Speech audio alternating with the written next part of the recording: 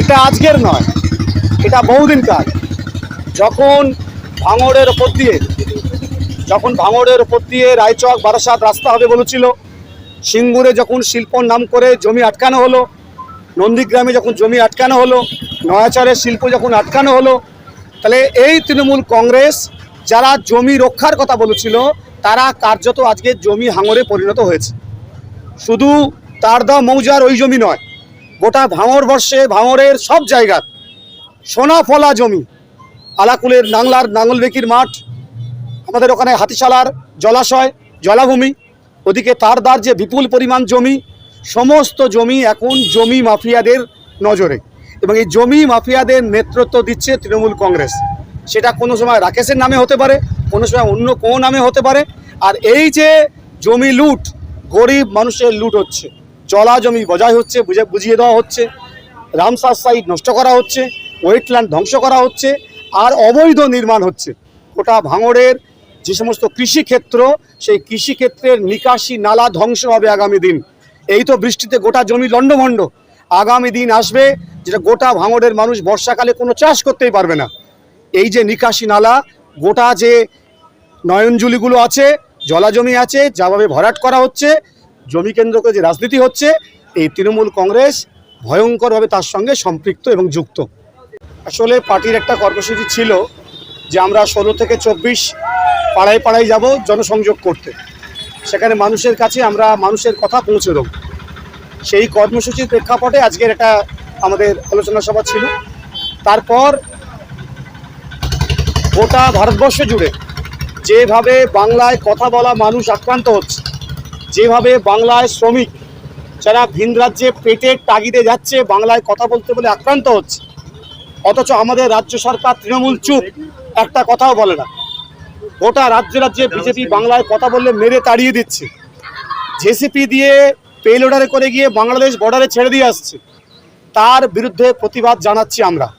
গোটা দেশ জুড়ে আমাদের শ্রমিক সংগঠন, আমাদের কৃষক সংগঠন, তারা পরিযায়ী শ্রমিকদের পাশে আছে।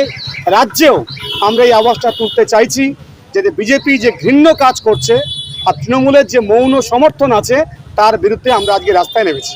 ধারাবাহিকভাবে এই কর্মসূচি চলবে কিনা?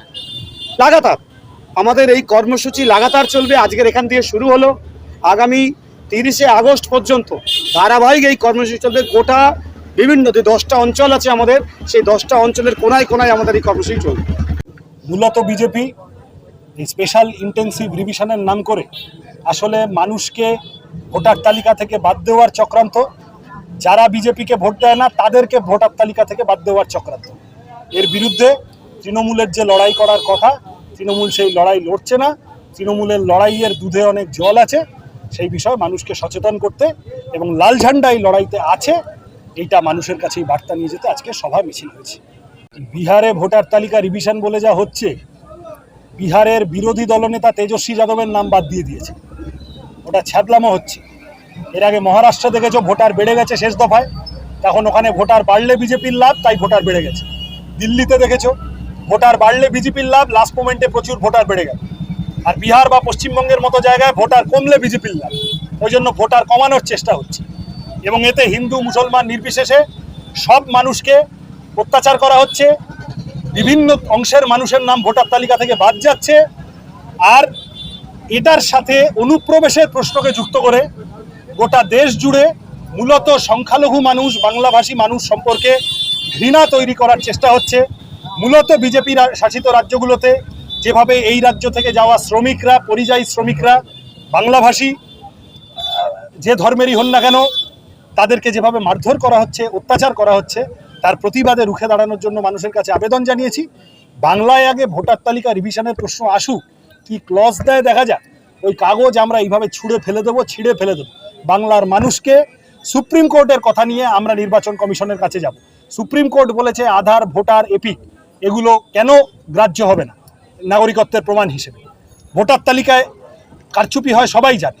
তৃণমূল কংগ্রেস ভোটার তালিকায় যেভাবে জালি করে, জোচ্চুরি করে, ডেড ভোটার, ট্রান্সফার্ড ভোটার নাম যেভাবে ভোট দিয়ে দেয়, যেভাবে ভোট নিয়ে লুট করে, সারা বছর যেভাবে একটা অশান্তির পরিবেশ লাগিয়ে রাখে তৃণমূল, এই ভাঙড়ে কদিন আগেও দেখেছো। এর প্রতিবাদ তো হবেই, কিন্তু ভোটার তালিকা সংশোধনকে অনুপ্রবেশের প্রশ্নের সাথে যুক্ত করা অনুপ্রবেশের প্রশ্নটাকে মুসলমানের সাথে যুক্ত করা, বাঙালিকে অত্যাচার করা, এইটা বিজেপি যা করছে গোটা দেশ জুড়ে, এর প্রতিবাদ বাংলার মানুষ করবে।